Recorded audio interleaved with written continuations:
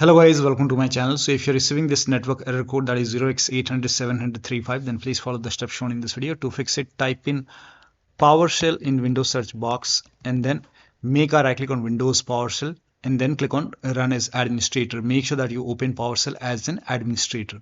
Click on Yes to allow and then copy these commands one by one. So copy the first command and then paste it over here, hit the enter key.